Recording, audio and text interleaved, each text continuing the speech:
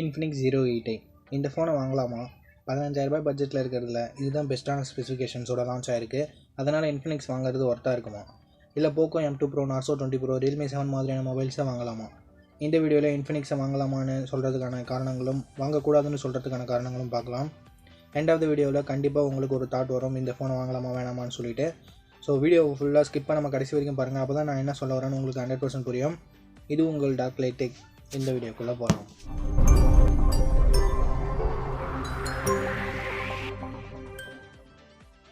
நம்ம இந்த ஃபோனை வாங்கலாம்னு சொல்கிறதுக்கான காரணங்களை பற்றி பார்த்துடலாம். இந்த பட்ஜெட்டில் 8GB RAM, 128GB internal storage தராங்க. மற்ற எந்த பிராண்டுமே இந்த அளவுக்கு ஆஃபர் பண்ணுறதில்ல. இன்ஃபினிக்ஸ்லேயே ஒரு சில மாடல்ஸில் இந்த ஆஃபர்ஸ் இருக்குதுன்னு நினைக்கிறேன். மற்றபடி ரியல்மி, ரெட்மி அந்த மாதிரி பிராண்ட்ஸ்லேருந்து 8GB 128GB வேரியண்ட்டை 15,000 ரூபாய்க்கு கீழே ப்ரைஸ் பண்ணதில்லை. ஸோ இது ஒரு காரணம் இந்த ஃபோனை வாங்கலாம்ன்றதுக்காக. நெக்ஸ்ட் காரணத்தை பார்க்கலாம். டியூவல் செல்ஃபி கேமரா இந்த பட்ஜெட்லேயே தராங்க. இதில் 16+8 megapixel dual camera setup selfie தராங்க. இதுக்கு காம்படிஷன் பார்க்கும்போது போக்கோ X2ல தந்திருக்காங்க. அதில் 20 megapixel primary camera, 2 megapixel depth sensor மட்டும் தான் தந்திருந்தாங்க.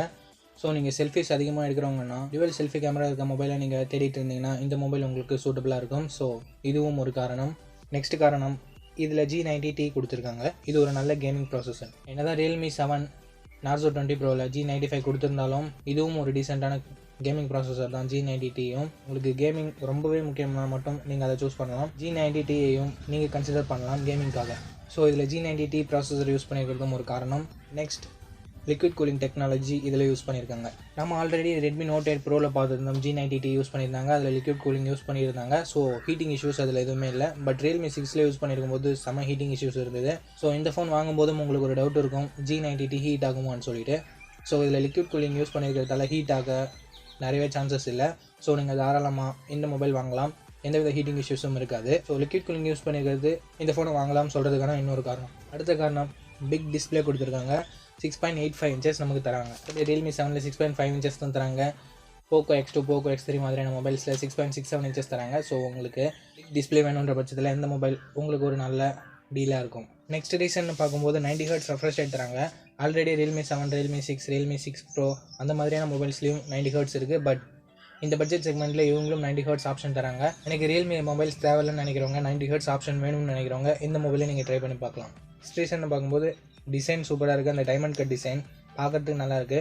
ரொம்ப நாளாக அந்த கிரேடியன்ட் பேட்டர்ன் அதையே பார்த்து போர் அடிச்சவங்க, இந்த மாதிரியான ஃப்ரெஷிங்கான லுக் இருக்க ஸ்மார்ட் ஃபோன் தேடிட்டு இருந்தீங்கன்னா இந்த மொபைல் நீங்கள் வாங்கலாம். இந்த ஃபோன் வாங்குறதுக்கான காரணத்தை பார்த்துட்டோம். இந்த ஃபோனை வாங்கக்கூடாதுன்றதுக்கான காரணத்தை இப்போ பார்க்கலாம். இன்ஃபினிக்ஸ் ஒரு அன்னோன் பிராண்டுன்னு சொல்கிறத விட பழக்கப்பட்ட பிராண்ட் இல்லைன்னு சொல்லலாம். ஏன்னா நிறைய பேர் ரெட்மி, ரியல்மி, சாம்சங்னு போயிட்டுருக்காங்க. இன்ஃபினிக்ஸ்னு ஒரு புது பிராண்ட் வரும்போது எல்லா கன்சியூமர்ஸ்க்கும் ஒரு சில பயம் இருக்க தான் செய்யும்.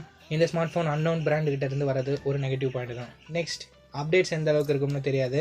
இப்போ ரியல்மி, ரெட்மினா நமக்கு ஷியோராக அஷூரன்ஸ் கொடுப்பாங்க, அதாவது ஹார்ட்வேர் அப்டேட் இல்லைனாலும் சாஃப்ட்வேர் அப்டேட். பட் இதுக்கு எந்த அளவுக்கு அப்டேட்ஸ் வரும்னு கொஞ்சம் டவுட்டு தான். நெக்ஸ்ட் ரீசன், கேமரா பெர்ஃபார்மன்ஸ் கொஞ்சம் கம்மியாக தான் இருக்கும். ஏன்னா இதில் 48 மெகாபிக்சல் தான் யூஸ் பண்ணியிருக்காங்க.